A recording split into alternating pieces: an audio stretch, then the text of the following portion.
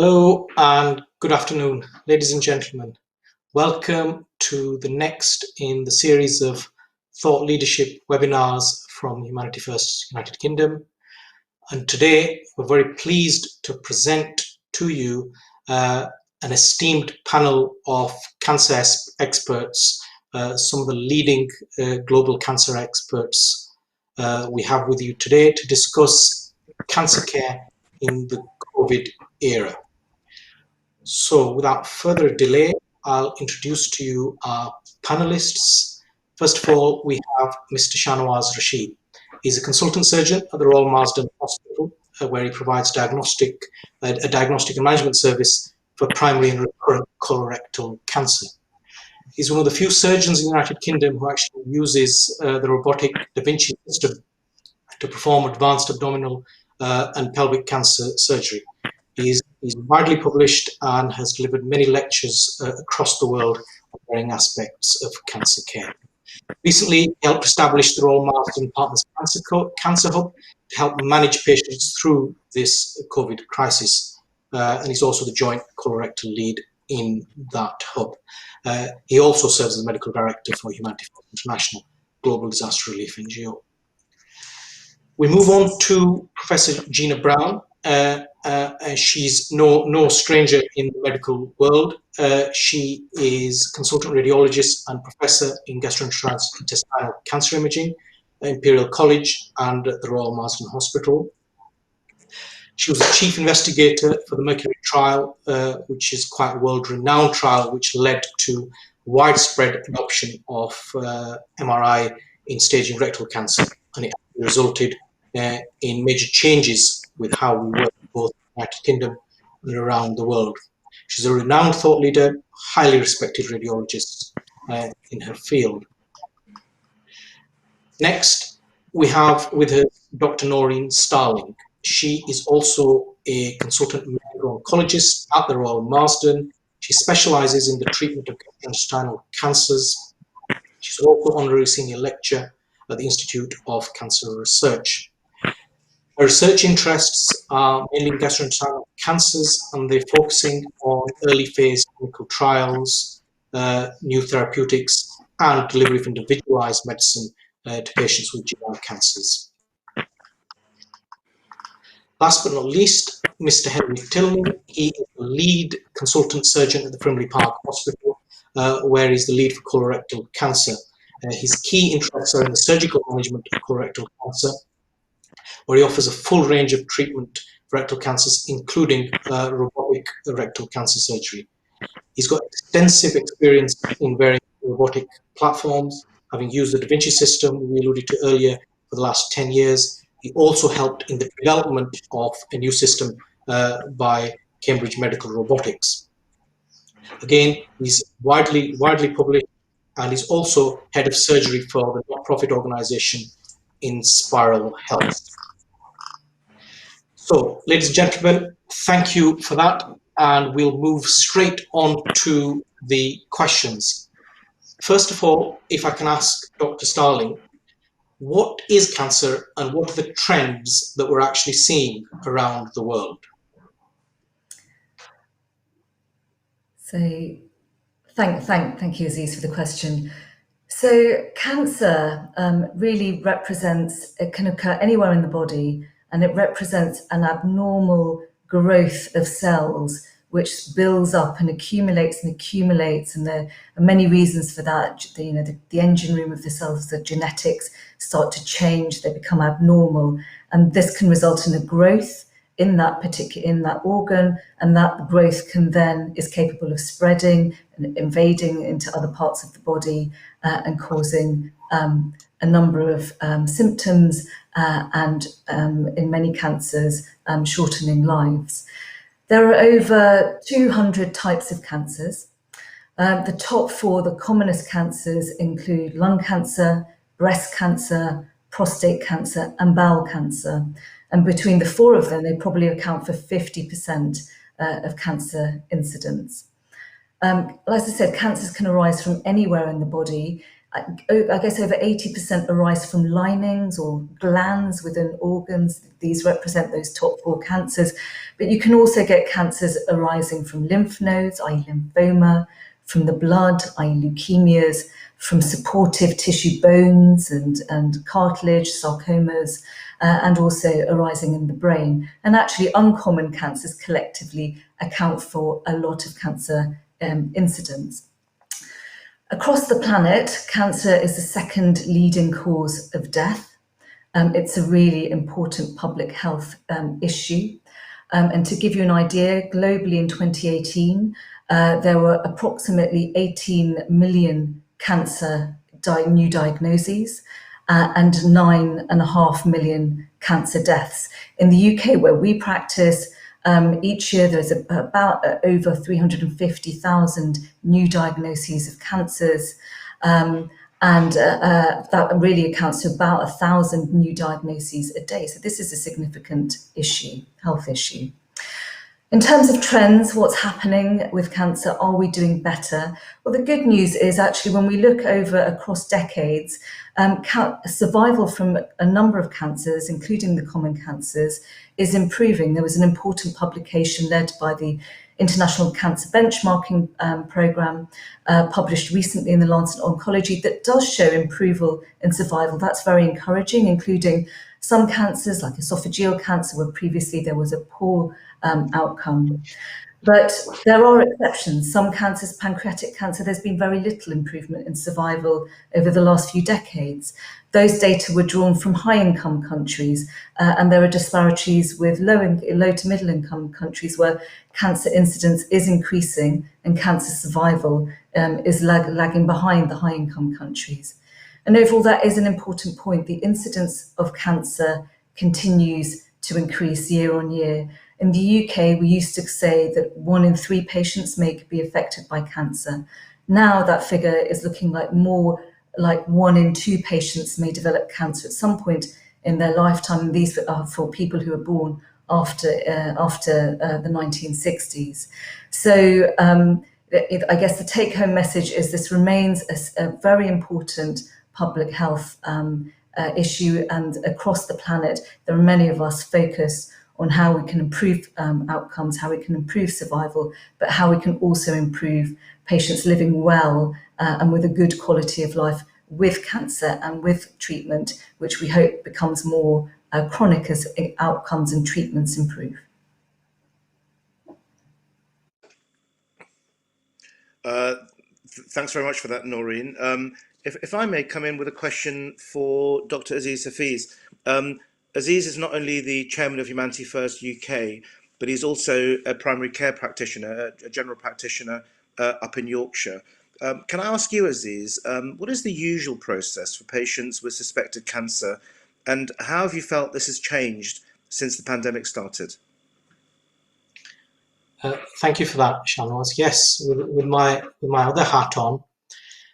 So in terms of the pathway for patients, so people with suspected cancer symptoms, by and large, in the United Kingdom, they will approach their general practitioner and their primary care physician, and they'll generally attend.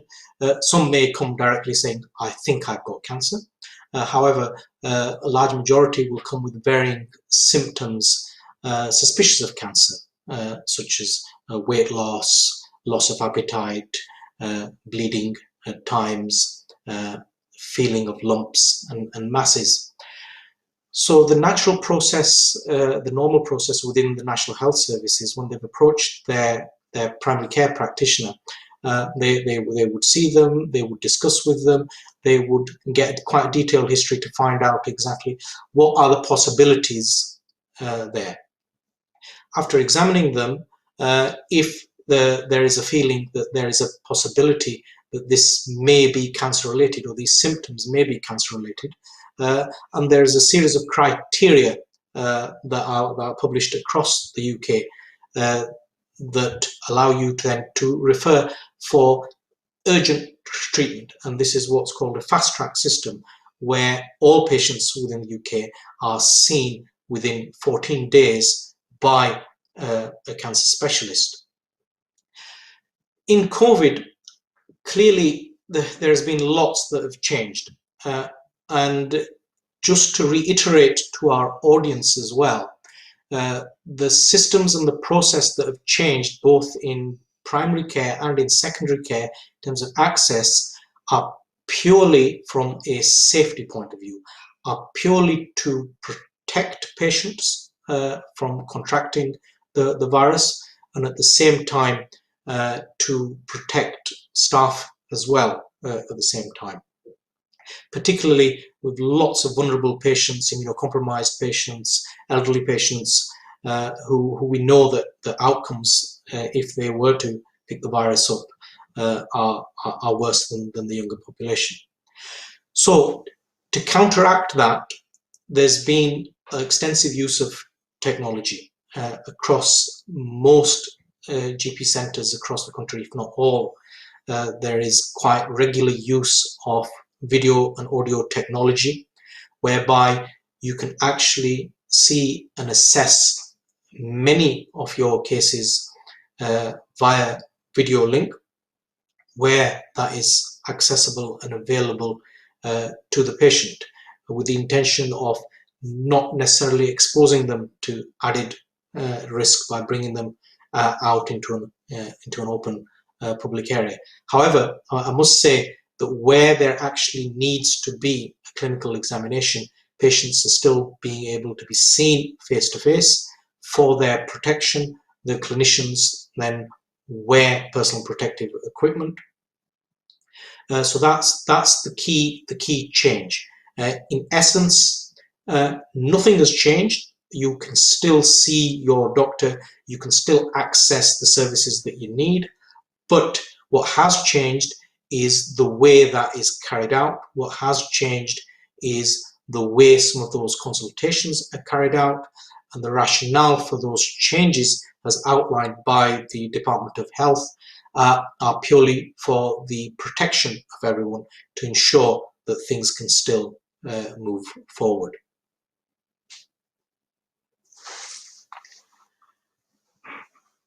I'll now like to go on to the next question, if I may. And if I can put this to Mr. Henry Tilney and Mr. Shahnawaz Rasheed, essentially, how has cancer diagnosis and treatment changed with the advent of COVID? Thanks very much, Aziz. I think I'll speak mainly from my specialty, which is bowel cancer, but some of it is relevant to all the other cancer types. Historically, we would be referred patients, as you say, under an accelerated pathway, a 2-week rule pathway, and see them in our clinics, and we would then make an examination and then refer for further tests to try to prove or exclude the presence of a cancer. Obviously, the difficulty we have at the moment is that we're in a fairly unique situation where patients coming into a hospital environment when there's a lot of COVID around during a surge puts the patients at risk, but almost uniquely for the West at the moment, there's also a potential risk to the hospital staff from seeing patients if they're bringing the virus in as well. And a lot of the tests that we'd use for bowel cancer, for instance, are what are known as aerosol generating procedures. So there is a risk that the staff performing those tests could be exposed to the risk of the virus simply by seeing patients. So things have changed, but I think the reassuring thing is that most hospitals now have got fairly robust protocols for protecting the staff and protecting the patients, and we're now getting back towards using the tests we were before. That's not to say, of course, that there won't be another surge in cases, and then we can go back to using other tests. We use somewhat more CT scanning than colonoscopy, which is what we would traditionally do. One development that's certainly been accelerated by COVID is the use of something called the FIT test, which is a stool sample which can very, very accurately exclude the presence of blood in the feces. And if patients have that test done, we can with high confidence exclude a bowel cancer or a significant problem. And so for some patients, we can prevent them having to come into the hospital at all to be seen. So things have definitely changed. We're doing more telephone appointments than we would have done in the past. For some people, that might, in the long term, be more convenient, in fact, and some of these changes will stay. But we have mitigated the risk to patients in the way that we investigate them, and are now in a situation where we are getting back towards the full range of our normal tests, albeit doing things in a slightly different and more protected way for both the staff and for the patients. So things have changed, and I suspect they will continue to change, and they're more relaxed at the moment. But we have to be aware that over the winter, if the number of cases in the UK increases, then we would probably rein things back a little bit and do things at somewhat more of a distance in the future. I'm not sure, Shanu, if you have any other views on that and other points you wish to make.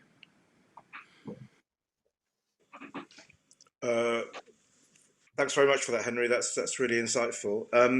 That the process of cancer diagnosis essentially starts off with a clinical assessment, and that normally means you take what's called a history. So you ask specific questions which relate to different systems within the body. Then you might arrange some investigations, and that might be blood tests. It might be some imaging, X-rays, CTs, MRI scans, which we'll hear a bit later on about from Professor Brown, and then specialised tests to confirm a diagnosis. This has been fairly challenged by the COVID environment because we're doing a lot of consultations by video call. We're trying to limit footfall within hospitals, and therefore you can take a history over the video link, but you can't examine patients. So you are somewhat limited from that perspective, but you can determine who would need further investigations. Some of that has been limited because of access. Some of these procedures might need further protective equipment for the staff as they perform these procedures. As Henry touched on, the concept of aerosol generating procedures means that by generating aerosols from patients, then the potential for virus being spread from person to person is there. And so all of us doing diagnostic tests are now having to wear specialized equipment, masks, which are completely closed off to the virus, gowns, hats, and visors to protect our eyes. And so that's changed it somewhat. But after people have that assessment, we then go through what's called a multidisciplinary discussion. And we have all that information available to us. We have all the specialists that might be involved in the care. So that could include surgeons, oncologists, radiologists, pathologists, and we'll come to a decision about what do we do next? What is the right treatment for these particular patients? So we're trying to maintain the same pathway for cancer patients as much as we can, bearing the limitations of the COVID crisis. Thank you very much. Thank you very much, Shahnawaz. If I can put the next question to Professor Brown. Professor Brown, if I may ask, what are the different ways of assessing cancer, and what is cancer staging? Thank you, Aziz, for that question. Scans are the sort of mainstay of how you assess a cancer. There are two types of scans that we use most frequently in the initial assessment of somebody who's thought to have a cancer. One is the minutes.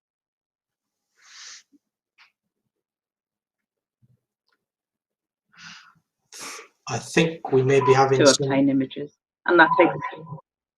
Professor Brown, I think we may have lost your audio for the last 20 seconds. The joys of broadband. If you want to just internet. Okay. Yes. So I'll re-summarize. There are two types of scans generally that are used to look at cancers. One is the CT scan, and the other is an MRI scan. The radiologist, which is what I am, spends quite a long time looking at those scans to interpret what they mean. We have to understand anatomy, and we have to understand how cancer spreads.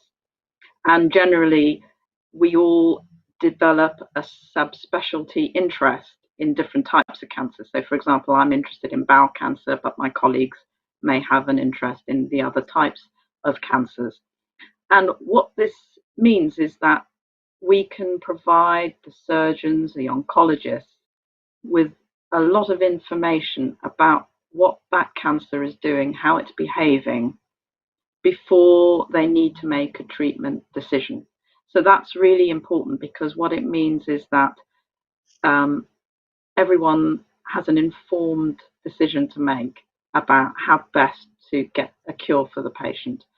And what also this means is that the radiologist is quite an important part of the multidisciplinary team, because it allows them to come to a decision about what particular treatment's going to be needed in order to get a cure, using the images to make that treatment plan, whether it's what type of surgery is going to take place, or whether or not therapy is needed before the surgery happens. Okay, thank you for that. If I could a follow-on question on that. So how can we determine who actually needs to be treated sooner and who can actually wait in this COVID era that we find ourselves in? And I think the COVID era has highlighted the importance of getting this information very precisely. That means that if you're looking at the tumour, you have to look at how far it's spread, what kind of tumour it is.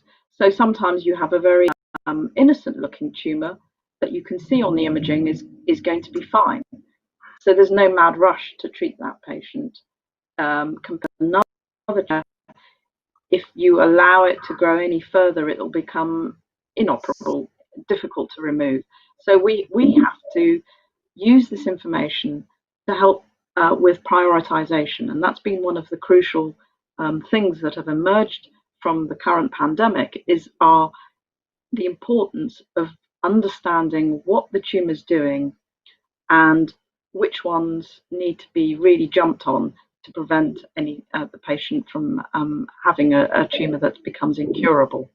So that's the first thing. But equally, on the other side of that, we know that there are tumors that are quite innocent and don't need to be operated on as an emergency. So that enables us to do a really smart and intelligent prioritization. So it's not just dependent on the time, it depends also on the behavior of the tumor.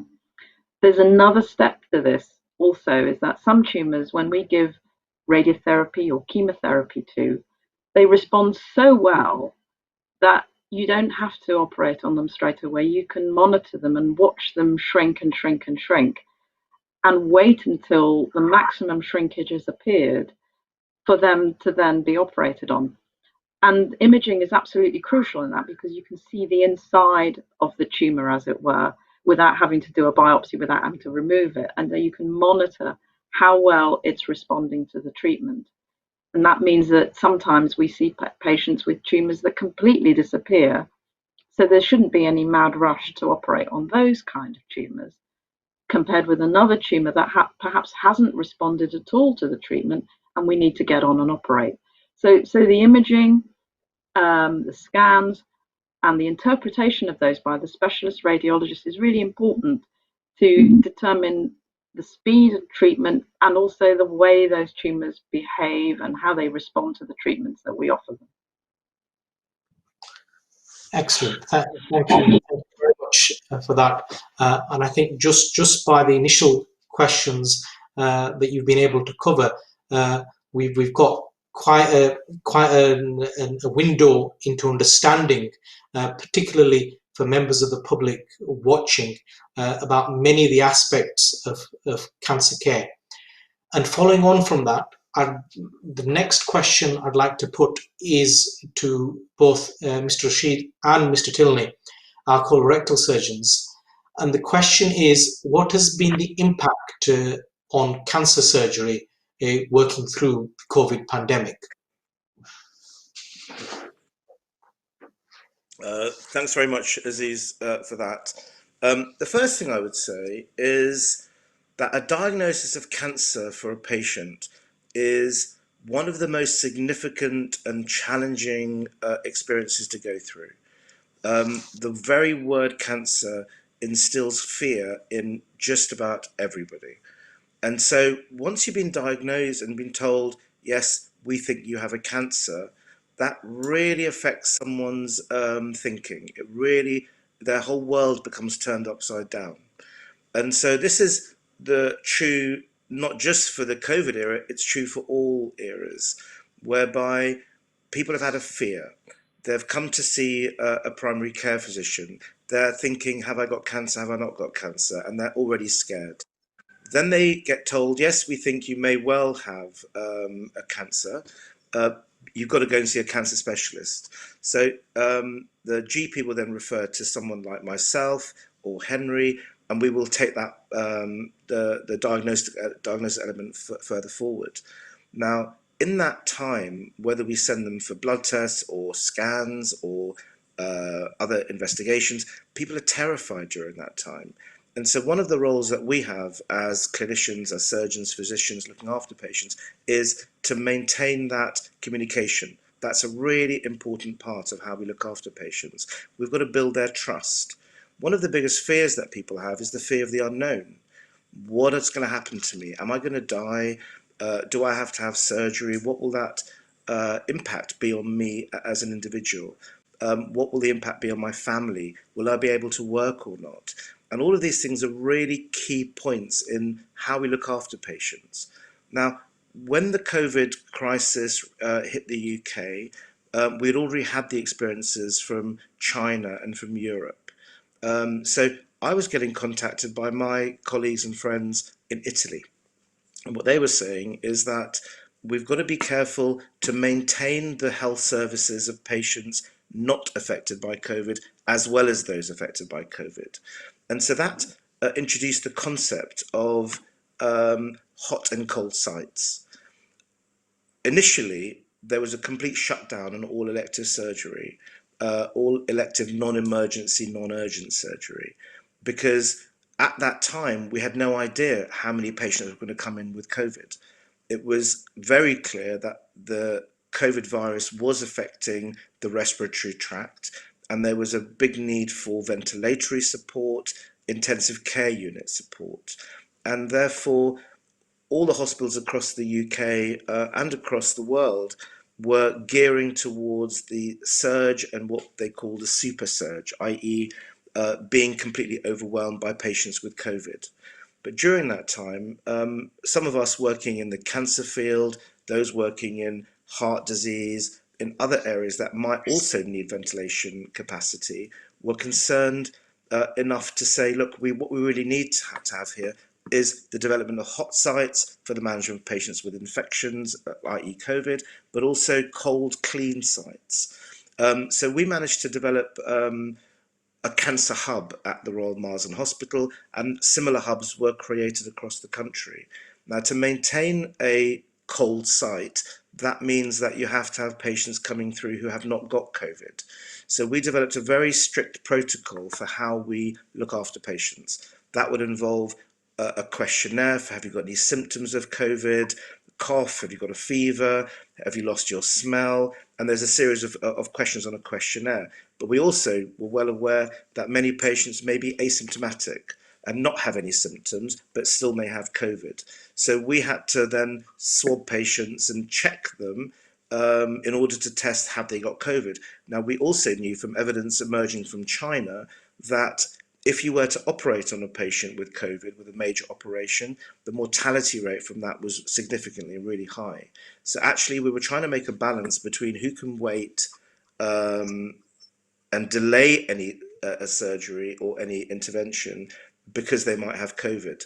If they were found to have COVID, either by the swab, or they had symptoms, or they had someone in the family with symptoms, then we would delay their surgery. We would also, at that stage, do a CT scan of the chest, because there were some patients who were coming through with no symptoms, no fever, and even a negative swab, who then would have changed on a CT scan. So initially what we did, we CT scanned everybody, And if you passed all the criteria and you were deemed that you did not have COVID, then you could go ahead and have your operation. Now, at the Royal Marsden Hospital, what we managed to do is we operated on in the order of about 1,500 patients over the last 4 or 5 months. And our rate of COVID infection was extremely low, really low. But in order to determine who has the operation and who has to wait, going back to Gina's point earlier, you had to prioritise. There were some patients that you needed to operate early, otherwise they may progress and die from the cancer. There were other patients who we were happy to wait, and we were very dependent on imaging for that. So in our MDT, multidisciplinary team meeting, we would ask Gina, what does this cancer look like? Is it the kind of cancer that we can wait on, or is it something that we would have to process the operation and do it urgently? We've actually developed a protocol and a system for that, which is called the Prevail pathway, which we're hoping to publish that over the next few weeks. And that is a method by which we can use clinical features. We can use radiology to say to a patient, look, your cancer, even if we left you for a couple of months, you'll have no detrimental effect by having that wait. Other people will say to them, look, you really need to have an operation now. We have to then go down a consent process to say, this is the operation you need, but also there is a very small possibility you still might have COVID, which would change your outcome fairly significantly. So we've become even more reliant on multidisciplinary working. In the hospital system, in a cancer MDT, like I said earlier, you have the physicians, oncologists, you have the pathologists, you've got the surgeons, and you've got the radiologists, and all of us sit and discuss every single patient in really great detail to determine, A, what is the diagnosis? Is this the diagnosis of cancer? What is the most appropriate way to treat patients? Now, the 3 standard ways of treating patients are, number 1, surgery, number 2, oncology treatments, which includes chemotherapy, radiotherapy, and other new agents, which I think Naureen might touch on a bit later. And a combination of those treatments would, using the best evidence that we have, would guide us as to what the right thing is for patients to have. Then moving forward from that, we would then perform surgery. Surgery is complicated enough even in the non-COVID era. It's become even more complicated because of the potential for spreading the virus. And so all of us are using very strict protocols for personal protective equipment, PPE, that you've heard so much about. There were challenges with that in the UK and across the world because we didn't have stocks of it. And so from the very beginning, we knew we had to use it. The PPE was reserved for surgery specifically and all aerosol generating procedures. So we did have access to it very, very early on. And by doing that, we've managed to have many patients operated on with extremely good outcomes, and people have got through. The other aspect of this is for a patient going through that process. Now, usually people would have visitors into hospital, they'd have their spouse there, they'd have their children visiting. There's been no visitors allowed in any hospital. So it's a really scary time for patients to have to go through this, but also for family members at home.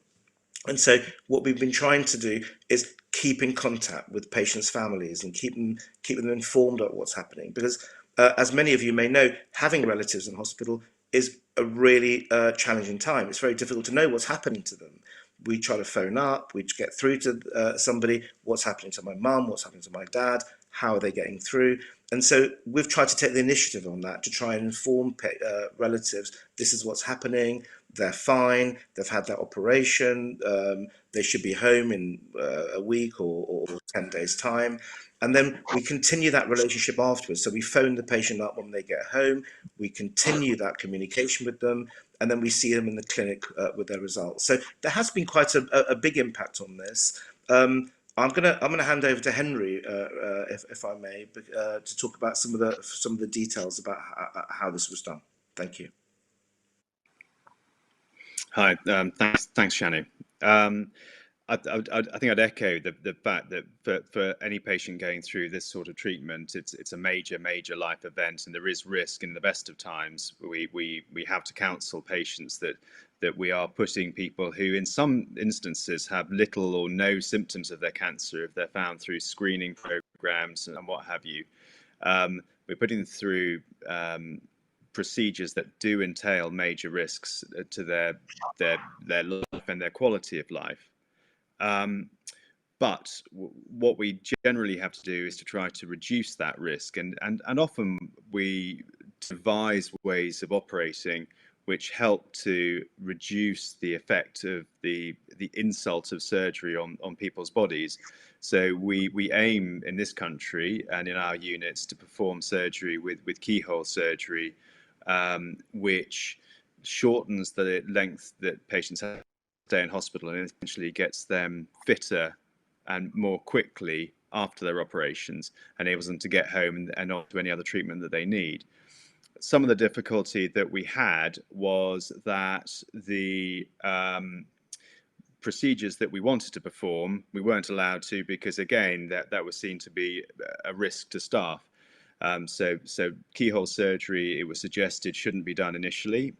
And certainly not the types of robotic surgery that Shana and I do. Our process, or our way of dealing with things at that stage, was to use the sort of staging investigations that Gina has described to identify people who can safely wait for a couple of months. And we really didn't perform elective surgery for about 8 weeks in our unit, because we knew that the people we had waiting could be monitored closely with scans and with telephone calls and what have you, have their surgery when we once again were allowed to use keyhole surgery. So it wasn't our practice to not join people back together again, so not give them permanent colostomies, for instance, which was one suggestion early on. And we used keyhole surgery throughout once we started again. And I think the reassuring thing is that obviously we have to keep very close eye on the outcomes and the results of our patients. And in our experience, there's nobody whose scans initially were significantly better than the final pathology reports. So that's to say, we don't have any evidence that there are any patients who we delayed surgery for have had a worse outcome than they would have had they had their surgery perhaps a month or so more quickly, which is of course very reassuring to us, and it should hopefully be very reassuring to our patients. I think the other thing that I would say in terms of the technicalities is that not everybody has their surgery in a cancer centre like the Royal Marsden. Most cancer surgery would be performed in district general hospitals, which is the sort of place that I work. And we treat the range of emergency conditions, emergency surgical problems that are still coming in and were still coming in even during the surge. Our hospital had to make some preparations, and all hospitals in the country have had to make changes to the way they're structured and run to make life as safe as possible for patients and to make any surgery as safe as possible. So, for instance, we have a 12-bedded intensive care unit, and we were having to prepare, or our staff were having to prepare, for the possibility of having 100 patients ventilated at any one time. And so all of our normal operating theatres were given over to become potential intensive care beds. Thankfully, things didn't get quite so bad in our area, but we had to prepare for that. We looked at a lot of different options for how we could structure surgery and how we could do things as safely as possible. We looked at using private hospitals to do their operations, other areas, and in the end, our solution to the problem, rather than using a hub outside the hospital, was to create a clean site within our own hospital, which meant that if the worst came to the worst and the patient had a major problem, then they could go to a clean intensive care unit, which was set up in a different zone in the hospital. And it also meant that the surgeons and the staff were on site with all the equipment that they needed, albeit in a completely isolated area. So everything has changed. and we continue to work in this sort of environment, but the outcomes that we've been able to achieve and that generally people have been able to achieve are actually good.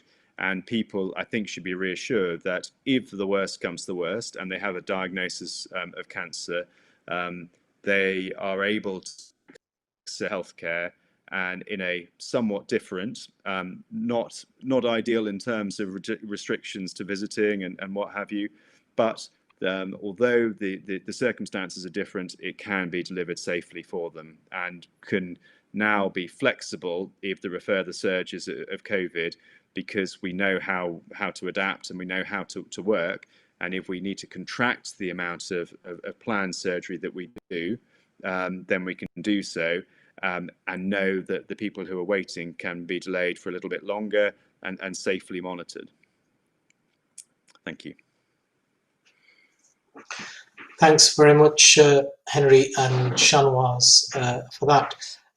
Before I go on to the next question, just an apology to our viewers. We had a little technical glitch on Professor Brown's name at the beginning. It was incorrectly put up, which has now been corrected. Apologies for that. The next question, again, a very pertinent question, particularly in light of what you've both just highlighted about the patient journey. It's a question to Dr. Naureen Starling, if I may, and it is, how has COVID impacted on chemotherapy and other non-surgical cancer treatments, and has the management of that changed as a result of working through this pandemic? Yes, so thanks, Aziz. So the short answer is yes, there's been a fair few changes. So what are the other anti-cancer therapies? So we have systemic therapies, so drug treatments like chemotherapy, immunotherapy, targeted drug therapy. And we also have radiotherapy, which actually, aside from surgery, is one of the most curative treatments that we give. I mean, I'm an expert in systemic therapies, particularly for patients with gastrointestinal cancers. So I use a lot of systemic therapies. And at the beginning of the pandemic, this was a huge challenge for us and for the patients that we treat. So we use systemic anti-cancer therapies either to follow on treatments like surgery that Henry and Shanu deliver in order to reduce the chance of the cancer coming back, so adjuvant therapies or perioperative therapies. We also use systemic therapies as a treatment for patients with advanced cancers, where the aim of our treatment is really to control that cancer for as long as possible, to allow that patient to live well for as long as possible, so non-curative therapy.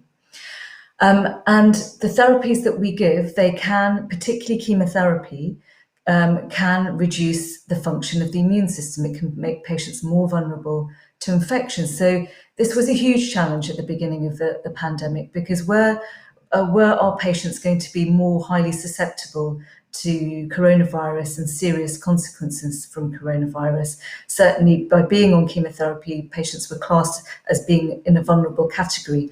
On top of that, often our patients with cancer affects older patients, patients over the age of 70 and 80. They were already being classed as a vulnerable group of patients. And many of our patients have other comorbidities, diabetes, heart conditions. So all of these things were stacking up to make many of our patients highly vulnerable. But at the same time, they have cancer and they, needed treatment. So the UK government, NICE, provided a general framework for prioritisation in terms of thinking about having a break from chemotherapy or not starting chemotherapy. But to my mind, probably within that framework, most importantly was personalisation and looking at the patient in front of us, having a joint discussion about their potential risk. Obviously, we looked to China, we looked to Italy for data regarding patients with cancer on systemic therapies and was there an increased risk of serious consequences and death on chemotherapy if it was continued. it was a bit patchy. The data, there's very small numbers. There was a suggestion of increased risk. So personally in my practice, we would have an individualized discussion with each and every patient. And actually for some patients who were doing well on treatment, perhaps they didn't have a big burden of cancer, things were under control, we jointly agreed to have a break. For other patients where we felt that having a break would result in a bigger risk from the cancer, we continued on. But we did things differently. So in terms of the practicalities, as Aziz has mentioned and as the others have discussed, the technology and doing things differently, consulting patients remotely, keeping them out of hospital for as long as possible, keeping that time and the visits to hospital, minimizing those with the use of technology was really very, very helpful. In addition, we discussed perhaps altering the treatments, modifying them without affecting the efficacy of the treatment. So perhaps reducing doses or spacing treatments out a bit, again, but it was a highly individualized discussion. And again, using things that supportive medications, which might help with that. And, you know, as time's gone on, obviously there are more data being reported globally, which I think really helps us with that individualization of risk that Gina also stressed. And so a big study recently reported from the UK of over 1,000 patients with cancer on chemotherapy, and again, modifying that risk assessment. And actually within that study, identifying that patients over 80 were at greater risk and patients with some blood cancers were at greater risk. So that then helps us individualize and support that group of patients and risk mitigate for them in a very directed way. I think also that what was very helpful was NICE, which is the body that sort of govern and assess new treatments as they come through, particularly in my area, drug treatments in cancer. They worked with many of the drug companies to accelerate access and interim access for alternative treatments to chemotherapy, for which there are new data looking really promising, and giving us patients access to those treatments, which perhaps if they're not chemotherapy, result in less immunosuppression. So that has been extremely helpful. So if you were to come, so at the height of the pandemic, I think in our practice, probably chemotherapy administration fell by about 30%, but in that for highly individualized, way where we had those discussions with patients and their families. So if you were to come in today and you're undergoing chemotherapy, how can we reassure you that things are safe? Well, at a practical level, we've harnessed virtual appointments and technology. We reduce visits and time spent in the hospital where possible. We take that highly individualized view in terms of risk and how to maintain safety. We have this enhanced and interim access to additional, say, non-chemotherapy options where appropriate, and that's been very helpful. Testing, as you've heard, is a big part of the strategy, testing of staff, testing of patients, maintaining a COVID-free environment. That is going to be agile and responsive. I think we need to be risk proportionate. At the moment, COVID levels are extremely low, but should there be a further peak, then we need to ramp things up. And I think that agility and the ability to do that's going to be really key. I think also, they say necessity is the mother of invention. I'm very involved in research, and there are many research opportunities that have been accelerated for the benefit of patients. To give you an example, liquid biopsies, detecting tiny quantities of cancer in the blood with non-invasive tests. That's a huge area of research globally, and there's ways and means where we can harness that, again, to personalize where we do and don't use chemotherapy. For instance, after bowel cancer surgery, big national trial running, funded by the NIHR, the UK government.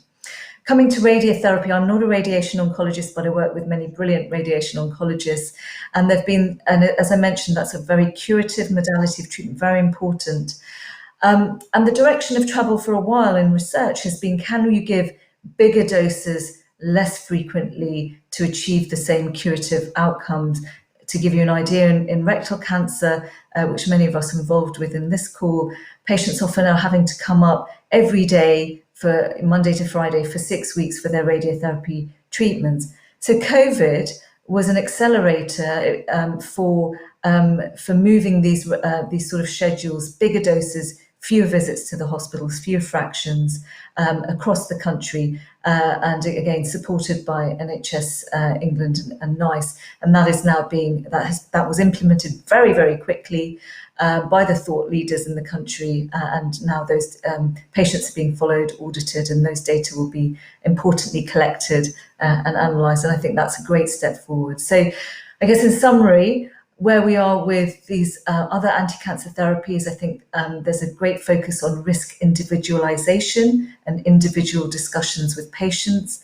I think there are really some important ongoing studies around the world and in the UK looking at patients on these therapies and their immune response if they do get COVID infection, and even without COVID infection, again to help inform those individual discussions. And I think what's been really welcome is that acceleration and implementation of technology in terms of supporting the operations of our clinics and how we do things in the NHS, but also accelerating innovation in treatments and diagnostics. Thank you, Naureen, Dr. Starling, for that. Can I thank all of you? We're approaching the conclusion. One final question I need to put to all of you. Can I thank you for your insight, quite detailed insight, and I think it's been quite reassuring for our viewers, the general public, in terms of the huge, huge amount of work that's been going on across the sector that may not necessarily have reached the ears of the general public, and it may not necessarily have reached the ears of our patients and your patients. So I appreciate you speaking directly to them today. The final question I'd like to put to each of you in turn, if I may. So first of all, to Shahnawaz, if I may. What does the future look for cancer care as we move forward? And I'll put that to each of you in turn.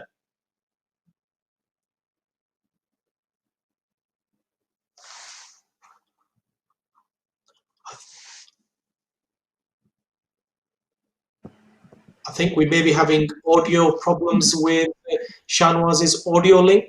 We'll try once more with Shahnawaz. We had an audio link issue, Shahnawaz. Do you want to try that again?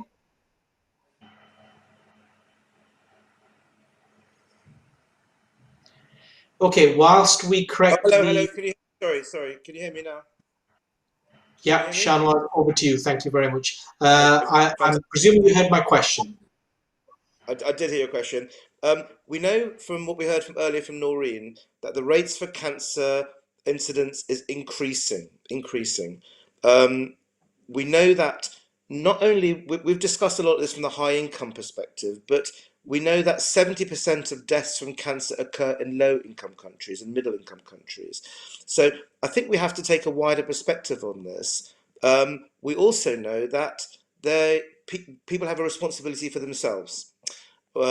Increasing activity in terms of smoking, obesity, not the dietary use, alcohol use, lack of physical activity are promoting cancer. So my appeal would be that we improve the knowledge base among the general public. Knowledge is power. Patients and the public need to be aware that their actions may also predispose to cancers. Not in most cases, but in many cases. We also have to improve the distance really between the general public, patients, primary care and secondary care. And I think that what COVID has taught us is that we can do that. We can improve communication between those different elements. It's always helpful for me when a GP will phone me up and ask me something specifically. It's a far easier way of doing things rather than have to rely on forms and processes that actually sometimes create barriers. But I think that in general, we've learned a lot of lessons from COVID. We can improve the streamlining of the patient pathway. we can actually make it easier for patients to come through for diagnosis, for treatment, and for follow-up. So I think moving forward, it's about general awareness of cancer. Don't be scared of what will happen to you in a hospital, because we will look after you. We will look after you. And early diagnosis is key. The earlier the diagnosis happens, the better the outcome will be. So please don't feel that by staying at home and ignoring your symptoms, you'll be better off. You'll always be better off to access healthcare, access your primary care physician, get to a hospital, get a diagnosis, and get treated, because many of these cancers nowadays are curable. That's what I would like to say. Thank you. Thanks very much, Shahnawaz. And the same question about what the future looks for cancer care to Professor Brown, if I may. Thank you.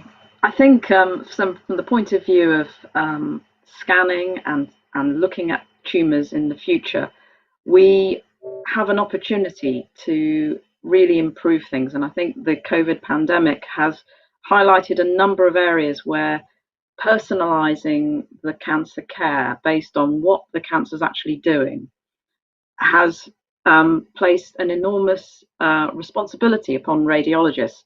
So in the past, perhaps we got away with not giving very much information. There is a tumour there, because we knew that the patient would be operated on regardless of what we would say. But now we need to give a lot more information, a lot more detail, and that's possible. You know, the information is there on the scans. It's up to the radiologist to read them carefully and provide a detailed report. So one of the things that I think will definitely be a thing for the future will be structured reporting that enables very, very detailed information about the biology of the tumour to be documented in the report and also conveyed to the patient, primary care, to the oncologist, to the surgeons, so that everyone is in full understanding of what they're dealing with, so that they are empowered really to get the best treatment and the best treatment decisions. The second area that I think has really come through because of COVID is this concept of teleradiology, remote reporting your scans from home, because we've had to socially distance in the hospital. It means that we can't pack our hospitals with loads and loads of radiologists. Some of them have to come in and out and work from home in order to get through the workload. And that's fine. And it's something that actually is an opportunity for radiologists, because we can then network, we can share our imaging across different hospitals. There are no longer brick wall boundaries between specialists, and we can communicate with each other using Zoom and other technologies, just to be able to say, this is what that scan looks like. And in recent weeks, it's got so good that when Mr. Rasheed or a colleague is in theatre, they can run through the scans just before operating, just as a reminder, where is this tricky area that I have to look out for when I'm operating? It wasn't possible before to do that, but now I can, on a video link, show him the scans, show him where the trouble is, and it's fresh in their minds just as they come to the theatre, so there's no surprises at the operation. And I think these sort of things have forced us to change the way in which we work, and I think there's no going back now. And hopefully that will improve healthcare, not just in the UK, but globally. The teleradiology, structured reporting, specialisation, those are the three things. Thank you very much, Professor Brown. And again, if I can go over to Dr. Naureen Starling for your thoughts on the future of cancer care. I think it's been, for all the challenges, it's been an amazing time of transformation, an accelerated transformation in the NHS. And I think you've never had so many minds focused on different facets produced by one problem. So what I would hope the future holds is a continued and maintained impetus for this rapid innovation and implementation of cancer service redesign. As has been alluded to, I think there's an immense opportunity to break down those traditional barriers between primary, secondary, tertiary care, and for us to be, in this technology-enabled world, more joined up for the benefit of patient care. And I think on the same sort of theme, I hope that we continue this momentum with innovation and implementation of these smarter, kinder treatments, really leveraging and speeding the research trajectory and pathway, ultimately focused on improving patient survival and making sure that patients can live well with and beyond cancer. Thank you, Dr. Starling. Appreciate it. Last but not least, if I can go over to Mr. Henry Tilney, about your thoughts about where we go from here in terms of cancer care. So I think I'd echo what the others have said. You know, it's a bit glib to say it, but you know, you don't see a problem, you see an opportunity. And the one thing that the pandemic and the major upheaval that it's had for the health system is that people have been encouraged and empowered to try things, make decisions, and I think that's borne fruit.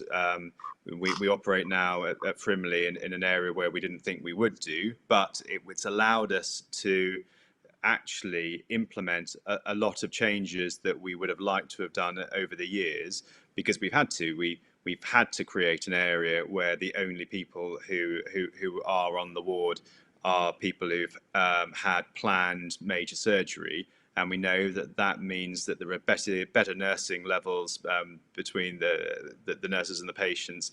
There's better interaction. Yes, they may not have their relatives in at the moment, but it's a better environment to recover from a big operation. And I think that we need to crystallise the benefits that we've shown, and that change across the country has delivered, and make sure we hold on to that for the future, and not slip back to practices that we may have had in the past. We've managed to show that in our rectal cancer patients, for instance, we've reduced the length of stay by 2 days purely by putting them into a dedicated unit.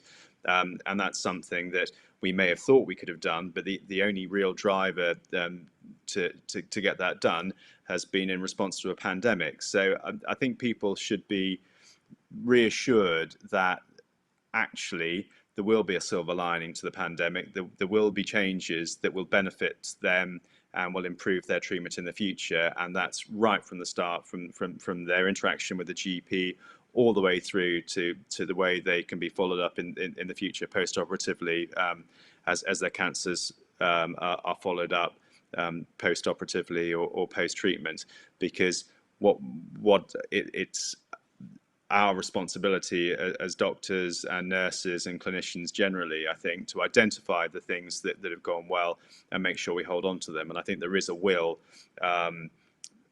around nationally and around the world to try to hold on to those things. And I think that we will show that we can improve things in the future. Thank you. Thank you, Henry, and thank you to each and every one of you. As we come to the close of this session, I think it's been quite an eye-opener, as I've said earlier, to our listening public. I think both within the UK, as well as across other similar societies that may be concerned about the same issues that we all face. But I think, as you've said, in terms of silver lining, it's very apparent and very clear from what each of you have very clearly stated, that there are huge areas of progress, at the same time of huge innovation to ensure that business as usual carries on. And only does it carry on, but it actually improves from where it was before. So I'm really grateful to each and every one of you. In terms of our listening audience, you'll be able to see on the links below further details for further information. Today, we've been able to bring to you one of the world's leading specialists in the area of cancer care, which we are fortunate to have here in the United Kingdom. So with that, thank you very much. Thank you to our panelists, and for viewers of our seminars. This is the last in our series of 7. A new series will be starting shortly, so please stay tuned. Thank you and goodbye.